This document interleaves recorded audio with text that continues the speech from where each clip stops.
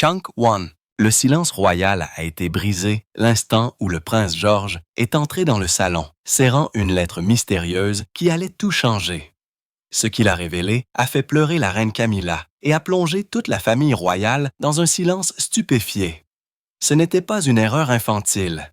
C'était une décision calculée, un sombre secret enfoui au plus profond du palais, révélé par le futur roi lui-même. Pourquoi George a-t-il parlé maintenant? Qu'est-ce que Camilla a essayé de cacher? Et comment une seule découverte pouvait-elle ébranler la monarchie jusqu'à ses fondations? La vérité est plus profonde, plus ancienne et plus dangereuse que quiconque ne l'aurait jamais imaginé. Le moment où tout s'est déroulé. C'était censé être un après-midi tranquille comme les autres à l'intérieur du salon royal. Le genre de réunion où les conversations sont douces, les rires légers et où personne ne s'attend à des surprises. Mais cette illusion de calme a été brisée à la seconde où le prince George est entré. Son espièglerie habituelle avait disparu. À sa place, il y avait un sérieux constant, presque trop mature pour son âge. Il n'a salué personne. Au lieu de cela, il s'est dirigé directement vers la reine Camilla, les yeux rivés sur elle. Dans sa main, il serrait quelque chose. Un document plié, vieilli, manipulé et usé au coin. Camilla s'est interrompue en plein milieu d'une phrase. Elle sentait que quelque chose n'allait pas. Le reste de la famille s'est tu. L'atmosphère s'est épaissie. « Je pense qu'il y a quelque chose que vous devriez tous voir, » dit George doucement, mais ses mots ont fendu l'air comme le tonnerre. Camilla s'est figée. Au début, elle a essayé de garder son calme, affichant un sourire confus. Mais ensuite, George a commencé à lire. « Cette lettre, elle est signée par vous. Elle parle d'influence médiatique et de décisions prises à huis clos. » Des halètements ont résonné dans les coins de la pièce. Ce n'était pas juste un enfant lisant quelque chose au hasard. Chunk 2. C'était calculé, contrôlé. George avait répété ce moment, et alors que sa voix résonnait sur les murs, un changement s'est produit. Personne n'osait parler. La reine Camilla était assise immobile, sa main tremblant légèrement alors qu'elle attrapait sa tasse de thé, mais ne la souleva pas. Le tic-tac de l'horloge sembla soudain plus fort. L'air sembla plus lourd. George arrêta de lire, replia le papier et le posa doucement sur la table en chaîne polie. Puis il dit simplement « Je devais le dire. Vous comprendrez bientôt pourquoi. » Et sur ce, il se tourna et s'assit tranquillement. Le visage de Camilla était pâle, ses lèvres légèrement entr'ouvertes, incrédules. Cette journée n'était pas censée être historique, mais elle est devenue un moment que personne dans cette pièce n'oublierait jamais. Tout a changé avec cette seule phrase. La découverte secrète de George. Cela n'avait pas commencé ce jour-là. Pendant des semaines, George avait posé des questions discrètes, le genre de questions que seul un enfant avec un instinct vif et un esprit curieux poserait. Il en apprenait davantage sur la famille, son histoire, ses décisions. Mais quelque chose ne collait pas. Il a remarqué quand les gens hésitaient en répondant, quand les histoires ne correspondaient pas. Plus il cherchait, plus il remarquait des fissures dans le récit. Tout est arrivé à son apogée lors d'une de ses promenades en solitaire dans la bibliothèque du palais. George s'était pris d'un vif intérêt pour l'histoire royale. Un après-midi, alors qu'il examinait un coin oublié de la bibliothèque, il remarqua un cadre légèrement entr'ouvert. Derrière, caché dans une petite crevasse, se trouvait un paquet de vieilles enveloppes attachées avec une ficelle rouge. Certaines étaient poussiéreuses. D'autres semblaient avoir été ouvertes et refermées. Il savait que ce n'était pas quelque chose qu'il devait ignorer. Et donc, lentement et prudemment, il dénoua la ficelle et commença à lire. Les lettres n'étaient pas officielles. Elles étaient personnelles, et leur ton révélait une voix que George n'avait jamais entendue auparavant. Elles étaient signées du nom de jeune fille de la reine Camilla. Chunk 3. Une signature en particulier se démarquait, associée à des dates qui ne correspondaient pas à la chronologie publique. George n'a pas tiré de conclusion hâtive. Il n'a pas paniqué.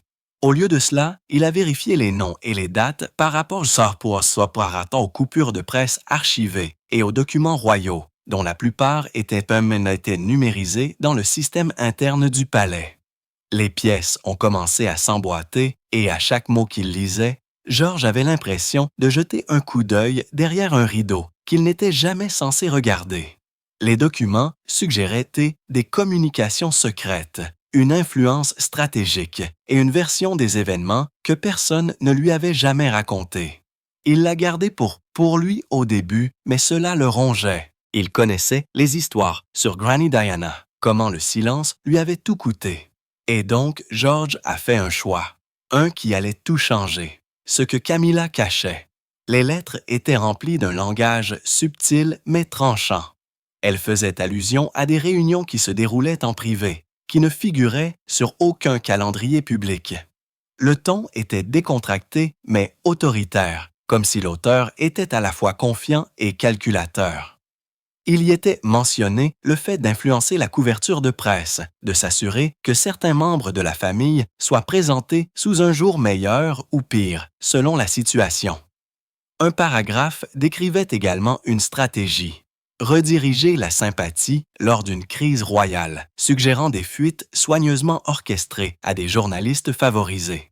Mais cela ne s'arrêtait pas là. Certaines parties de la lettre parlaient d'exercer une influence discrète sur les nominations du personnel du palais, en décidant qui restait proche de la couronne et qui était lentement poussé vers la sortie.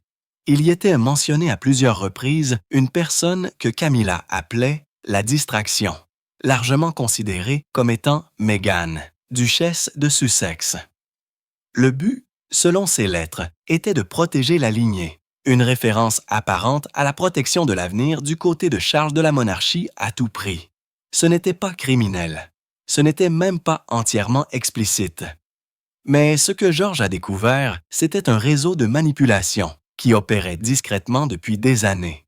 Cela ne remettait pas seulement en question l'idée de neutralité royale. Cela indiquait clairement que quelqu'un tirait les ficelles en coulisses. Ce n'étaient pas des erreurs de jeunesse ou des lettres émotionnelles. Elles étaient stratégiques, patientes et délibérées. Et pour George, qui a été élevé avec l'image d'unité et d'équité, c'était une trahison personnelle. Chunk 4. Il ne s'agissait plus de politique. Il s'agissait de confiance et de savoir si la monarchie était façonnée de l'intérieur par quelqu'un que personne n'avait élu ou nommé. L'effondrement émotionnel. Alors que George lisait le dernier paragraphe à voix haute, la pièce était immobile. Camilla était restée silencieuse tout au long de la lecture, les mains jointes sur ses genoux. Mais quelque chose dans cette dernière phrase l'a brisée. « Ils ne sauront jamais jusqu'où cela va », lut George. La phrase a frappé fort. Sa respiration s'est coupée. Son sang-froid s'est effondré. Ses yeux se sont remplis de larmes. Camilla s'est levée brusquement, essayant de se ressaisir. « Où avez-vous trouvé ça ?» demanda-t-elle, sa voix se craquelait et à peine audible. L'expression de son visage n'était pas de la colère, c'était de la peur. Non pas la peur de George, mais la peur de ce qui venait d'être révélé. Elle ne l'a pas nié, elle n'a pas argumenté. Elle a simplement regardé les documents, puis George, comme si elle le voyait pour la première fois. Sa voix trembla à nouveau lorsqu'elle murmura « Je n'ai jamais voulu que quiconque voie ça. » C'était le genre d'aveu qui n'était pas scénarisé. C'était réel. Elle s'est effondrée sur sa chaise, les larmes coulant sur ses joues. Pas des sanglots dramatiques, mais les pleurs silencieux et lourds de quelqu'un qui sait qu'il a perdu le contrôle de l'histoire. Personne ne parlait. Même le roi Charles, qui observait silencieusement à quelques mètres de là, ne bougea pas. La famille était assise dans un silence stupéfié alors que Camilla s'effondrait. Ce qui avait été révélé ne concernait pas seulement des secrets. Il s'agissait de pouvoir, de réputation et de peur. Et pour la première fois, Camilla semblait vraiment vulnérable. Pourquoi George a-t-il choisi de parler? Chunk 5. George n'a pas agi par vengeance. Il ne cherchait pas à provoquer un scandale. En fait, lorsqu'il a découvert les lettres pour la première fois, il ne savait pas quoi faire. Il s'est discrètement approché de la princesse Charlotte, une personne en qui il avait une confiance totale, et lui a raconté ce qu'il avait trouvé. Ils en ont parlé pendant plusieurs jours. Charlotte, perspicace et mature au-delà de son âge, ne l'a pas poussé. Elle a simplement écouté. Puis, lors d'une de leurs leçons d'histoire royale, quelque chose a fait tilt. George a de nouveau posé des questions sur Granny Diana, sur les choses qu'elle disait et les choses qu'elle n'a jamais pu dire.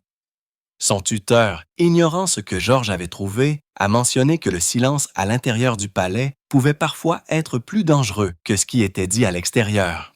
Cela l'a marqué. Il ne pouvait pas ignorer les lettres. Il ne pouvait pas prétendre que cela n'avait pas d'importance. Et à ce moment-là, George s'est posé la question qui a tout changé. Granny Diana resterait-elle silencieuse? Il savait qu'elle ne le ferait pas. Ce n'était pas un acte de rébellion. C'était un acte de protection pour l'héritage de la couronne, pour ses parents et pour ce qu'il croyait que la monarchie était censée représenter. George comprenait que naître avec le pouvoir ne vous donnait pas le droit de le manipuler. La vérité, croyait-il, était plus lourde que la loyauté. Et le moment venu, il n'a pas hésité. À l'intérieur des lettres, des jeux de pouvoir révélés. Alors que les aides du palais s'efforçaient de comprendre ce qui venait de se dérouler dans le salon, une tempête silencieuse se préparait dans les coins du palais de Buckingham. Les lettres que George avait découvertes n'étaient plus des rumeurs ou des suggestions. Elles étaient réelles, et elles étaient maintenant entre les mains de personnes qui avaient tout à perdre ou tout à gagner. Alors que les archivistes royaux étaient appelés en coulisses pour vérifier l'écriture et le contenu, la profondeur de l'influence de Camilla a commencé à apparaître au grand jour. Ces lettres ne ressemblaient pas à des notes familiales ordinaires. Elles ressemblaient à des mouvements chorégraphiés dans un jeu de stratégie de longue date. Elles mentionnaient des correspondants de presse par leur nom. Des journalistes qui, pendant des années, avaient poussé des titres favorables sur Camilla ou détourné l'attention d'autres tensions au sein de la famille royale. Certaines notes comprenaient des expressions telles que « faire tourner la couverture » ou « s'assurer que la sympathie se redirige », indiquant clairement que l'image publique n'était pas qu'une simple préoccupation. Chunk 6. Elle était gérée avec soin. Il y avait également des références répétées à des figures clés de la famille. Une section mentionnait un plan pour gérer le retour de Meghan sous les feux de la rampe au Royaume-Uni avec des points de discussion et un calendrier suggéré pour atténuer le contre-coup du public. Dans un autre paragraphe, des expressions telles que « remodeler la stabilité de la lignée » et « renforcer l'optique du sang » suggéraient un désir de subtilement distancer certains membres de la famille royale tout en renforçant la proéminence d'autres. Ce qui rendait cela encore plus glaçant, c'était la constance. Ces lettres n'ont pas été écrites sur quelques semaines. Elles s'étendaient sur plusieurs années. Certaines remontaient à juste avant le décès de la reine Élisabeth II. Ce n'était pas un acte d'ambition ponctuel. C'était une campagne d'influence soigneusement construite qui semblait croître avec chaque transition royale. De retour dans sa chambre privée, George était assis tranquillement, fixant le vide. Il ne s'attendait pas à ce que cela aille aussi loin. Ce qui avait commencé comme de la curiosité avait ouvert une porte sur les ombres du pouvoir royal. Et maintenant, cette porte était grande ouverte. Il ne regrettait pas d'avoir révélé la vérité, mais le poissage de celle-ci était maintenant plus clair que jamais. Le jeu royal ne concernait pas seulement les couronnes et les titres. Il s'agissait de contrôle. Et grâce à lui, les joueurs avaient été révélés. La réaction de la famille royale. La nouvelle s'est répandue rapidement à l'intérieur des murs du palais. Ce qui s'était passé dans cette pièce ne pouvait pas être contenu. Pas longtemps. Le roi Charles a été le premier à réagir. Il était dans son bureau privé lorsqu'un aide est entré, le visage pâle, et lui a remis le résumé. Le roi l'a lu silencieusement, puis une deuxième fois, et puis, pour la première fois depuis des années, il a visiblement perdu son sang-froid. Sa main trembla légèrement lorsqu'il posa le document. Pas de mots, juste le silence. Un silence si fort qu'il hantait les couloirs. Le prince William et la princesse Catherine ont été les suivants. Chunk 7. Ils ont demandé à George de s'entretenir avec lui en privé, loin des yeux de la presse et du reste de la famille. William, déchiré entre son rôle de père et celui de futur roi, a peu dit. Catherine a pris la main de George et a simplement murmuré « Tu as été courageux ». Ils savaient tous les deux que cela ne concernait pas seulement Camilla. Il s'agissait de la façon dont le public les verrait, de la façon dont l'histoire écrirait ce moment. De l'autre côté de l'océan, le prince Harry a été informé par un canal privé. Des sources proches de lui ont déclaré qu'il était stupéfait, mais pas surpris. Pendant des années, il avait fait allusion à des forces plus sombres au sein du palais, qui se déplaçaient sous la surface et façonnaient les résultats en coulisses. Pour lui, c'était plus une confirmation qu'un choc. Mais, en coulisses, les choses sont devenues chaotiques. Les aides du palais ont commencé à détruire de vieux documents, à effacer des enregistrements électroniques et à renforcer les mesures de sécurité interne. Les bureaux ont été scannés. Les lignes téléphoniques ont été surveillées. Tout ce qui pouvait remonter au contenu de ces lettres ou suggérer une implication plus profonde devait disparaître rapidement. La machine royale s'était lancée dans le contrôle des dommages. De vieilles blessures se sont rouvertes. Des tensions qui couvaient. Sous la surface ont explosé. Les murmures se sont transformés en accusations. Et à travers tout cela, George est resté calme, non pas parce qu'il n'avait pas peur, mais parce qu'il comprenait quelque chose que la plupart des adultes ne comprenaient pas. Parfois, la vérité fait plus mal que le mensonge, mais au final, c'est la seule chose qui libère les gens. L'explosion publique. Il n'a fallu qu'une seule fuite. Moins de 24 heures après l'incident du Salon Royal, les médias ont eu vent de ce qui s'était passé. Personne ne savait exactement comment cela s'était produit, mais soudain, les mots « Prince George »,« Reine Camilla » et « lettres cachées » étaient placardés sur tous les principaux médias du Royaume-Uni et bientôt du monde entier. Les titres étaient impitoyables. George expose le réseau secret de la reine, le jeu de pouvoir royal de Camilla dévoilé et le futur monarque vient de dénoncer le présent. Les médias sociaux ont explosé. 2 hashtags ont commencé à être en tendance en quelques minutes. Clash Team George et Clash Protect the Queen. Le pays était divisé. Chunk, Wit. Certains saluaient George comme un héros, un diseur de vérité, bien au-delà de son âge. D'autres accusaient le palais de se replier sur lui-même, laissant des batailles personnelles empoisonner une institution vieille de plusieurs siècles. Les présentateurs de télévision ont disséqué l'événement image par image. Des experts en langage corporel ont été invités à des émissions matinales pour analyser l'expression de Camilla. Les biographes royaux ont sorti de vieilles interviews et des écrits, à la recherche de schémas ou d'avertissements qu'ils auraient pu manquer. Du jour au lendemain, le palais de Buckingham s'est transformé en l'épicentre du plus grand scandale depuis l'interview de Diana à la BBC en 1995. À l'extérieur des grilles du palais, des foules ont commencé à se rassembler. Des manifestants se tenaient côte à côte avec des supporters. Certains exigeaient des réponses du roi lui-même. D'autres tenaient des pancartes disant « Nous croyons George et la vérité plutôt que la tradition ». L'énergie était électrique et volatile. À l'intérieur du palais, un confinement total a été mis en place pour les membres de la famille royale. Toutes les apparitions prévues ont été annulées. Les grilles du palais ont fermé plus tôt. Pas de déclaration, pas de clarification, juste le silence.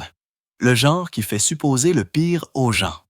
L'institution qui reposait autrefois sur la tradition et la dignité était maintenant confrontée à une crise d'identité totale. Et au milieu de tout cela, il y avait un garçon qui ne pouvait tout simplement pas garder un secret qui n'était pas le sien à protéger. Le public ne voulait pas d'une déclaration soignée. Il voulait la vérité, brute et réelle. Et pour une fois, la famille royale ne pouvait pas se cacher derrière le protocole. Le contrôle des dommages commence.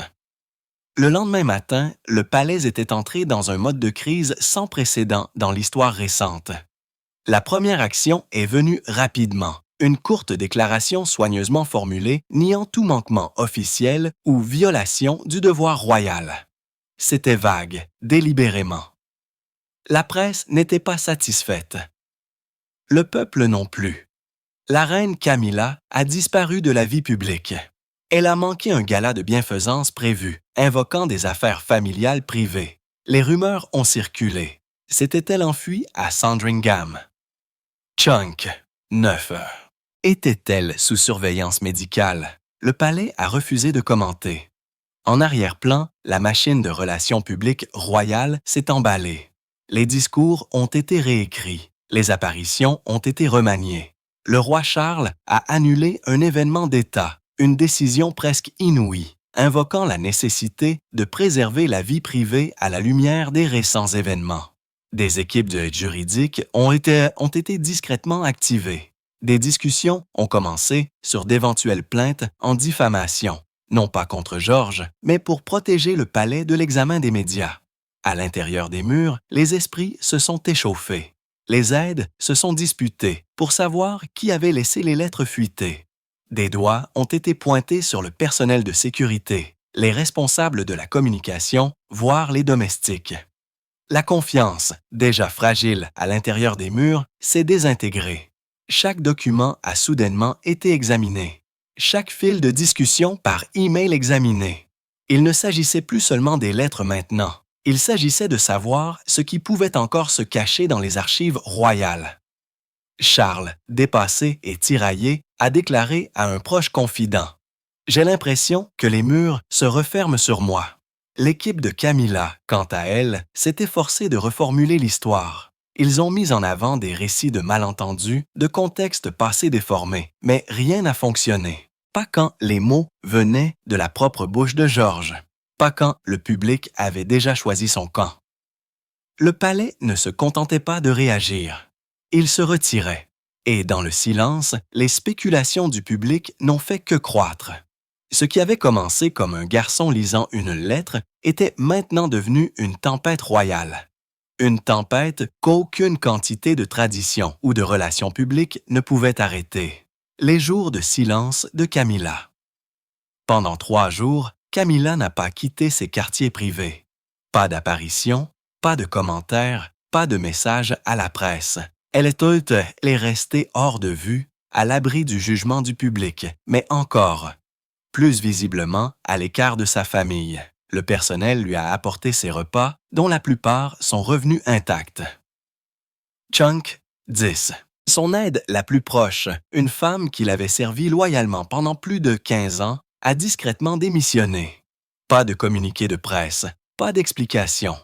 Un garde royal, s'exprimant anonymement, a décrit des appels nocturnes inhabituels provenant de sa suite, des conversations chuchotées, des larmes étouffées. Une fois, tôt le matin, Camilla a été vue se promenant seule dans le jardin en robe de chambre. Son expression était vide. Elle paraissait, comme l'a dit un témoin, 10 ans de plus qu'il y a une semaine. Des photographes, désespérés d'obtenir une photo, l'ont capturée de loin. Son visage pâle, sa posture voûtée. Un contraste saisissant avec la reine consort confiante et soignée à laquelle le public était habitué. Elle n'a fait aucun effort pour se défendre, aucune réfutation, aucune déclaration de déni. C'était comme si elle avait déjà accepté ce qui s'était passé. Pour quelqu'un qui s'était battu si fort pour être accepté par le public pendant des décennies, son silence parlait maintenant plus fort que n'importe quel titre. En coulisses, Camilla savait que le mal était un fait.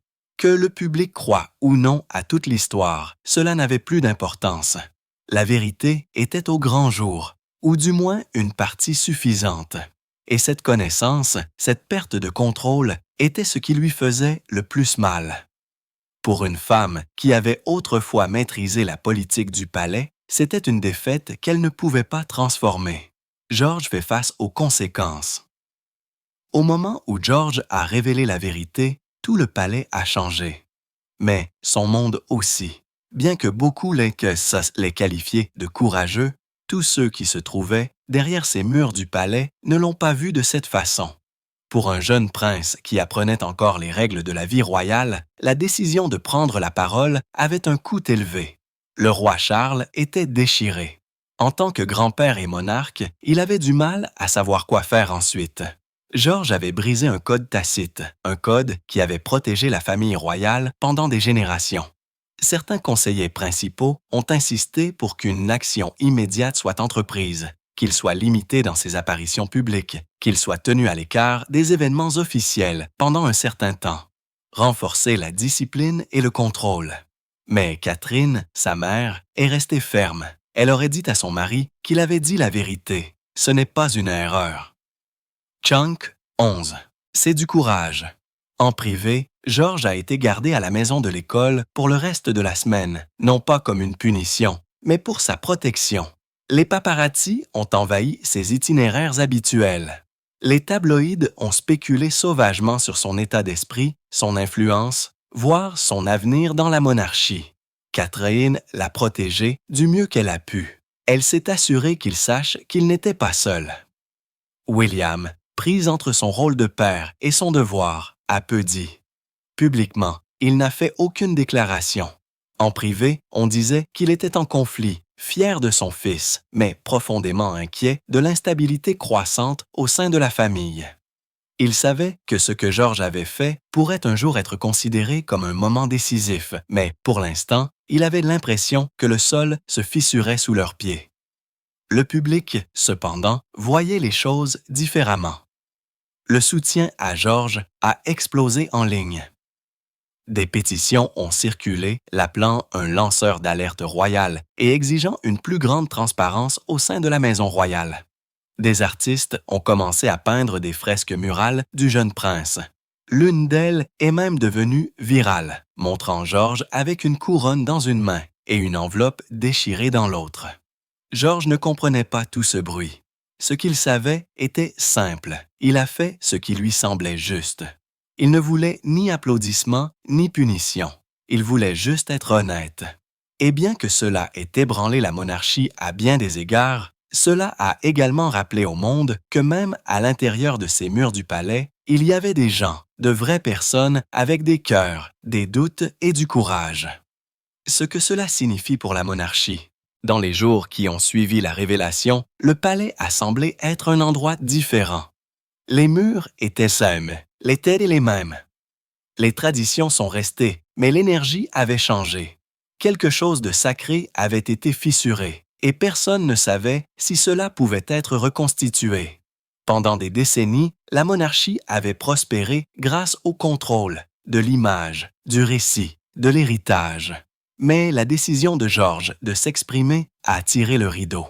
Maintenant, le public avait des questions et pas seulement sur Camilla. Il voulait savoir quelle influence était restée incontrôlée. Chunk 12. Qui d'autre était au courant? Y avait-il d'autres lettres, d'autres secrets?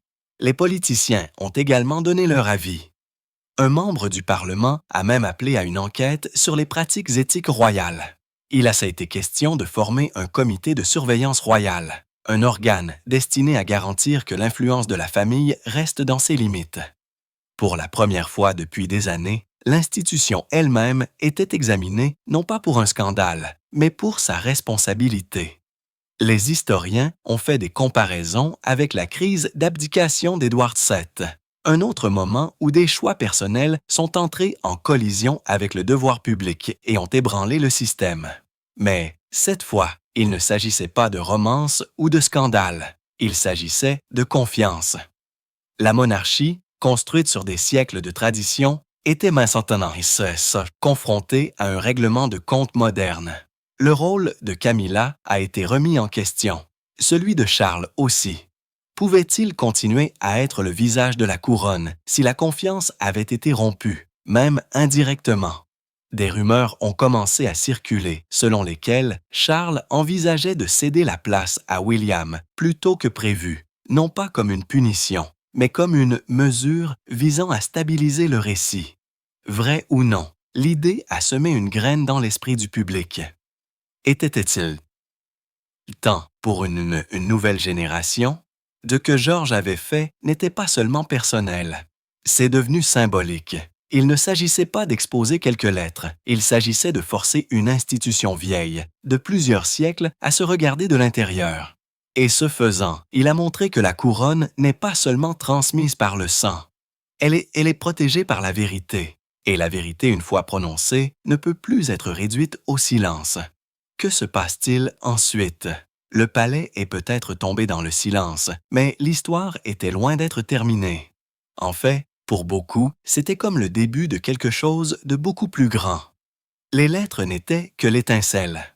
Maintenant, des flammes brûlaient à travers l'image soignée que la monarchie avait maintenue pendant des années. Les gens du monde entier attendaient de voir ce que ferait la reine Camilla. Présenterait-elle des excuses publiques, se retirerait-elle de ses fonctions ou resterait-elle silencieuse, laissant le scandale s'estomper avec le temps? Chunk, 13. Pour l'instant, elle est restée ça. Elle est restée hors de vue. Mais derrière ces murs du palais, des discussions avaient lieu. Les stratégies changeaient et la pression pour qu'elle s'exprime augmentait chaque jour qui passait. George, quant à lui, est retourné à ses routines habituelles. Mais il n'était plus seulement un enfant aux yeux du public. Il était le garçon qui avait pris la parole quand les autres se sont tus. Chaque fois qu'il apparaissait en public maintenant, les foules l'acclamaient plus fort. Il était devenu un symbole d'intégrité, même sans essayer. Le roi Charles était confronté à une décision. Il pouvait rester silencieux et laisser passer la tempête, ou il pouvait utiliser ce moment pour redéfinir son règne. Soutiendrait-il Camilla ou commencerait-il à repositionner William et Catherine comme le nouveau visage public de la couronne? Aucune réponse n'est encore venue, mais tous les observateurs royaux savaient qu'un changement majeur se préparait. En coulisses, les avocats ont continué à examiner les documents. Il y avait des rumeurs de plus de lettres, de liens plus profonds et de possibles implications qui pourraient s'étendre bien au-delà de Camilla. Était-ce la pointe de l'iceberg ou toute la vérité mise à nu? Seul le temps nous le dira. Et en attendant, une question résonnait plus fort que les autres. La monarchie pouvait-elle survivre non pas à un scandale de comportement, mais à un scandale de confiance? Pouvait-elle évoluer, s'adapter et rester pertinente dans un monde qui exigeait désormais la transparence plutôt que la tradition? Pour l'instant, il n'y a pas eu de déclaration, pas de discours dramatique, juste le silence. Mais dans ce silence, l'histoire était en train d'être réécrite. Et le garçon qui s'est tenu un jour avec une lettre à la main avait involontairement remodelé la couronne, même sous laquelle il était né. La couronne peut encore être assise sur le trône, mais ses fondations se sont fissurées. Le choix du prince George de parler pourrait bien avoir réécrit l'histoire royale. Une vérité, une voix et un secret qui ont refusé de rester enfouis. Ce qui se passera ensuite, personne ne peut le deviner. Cette tempête royale ne fait que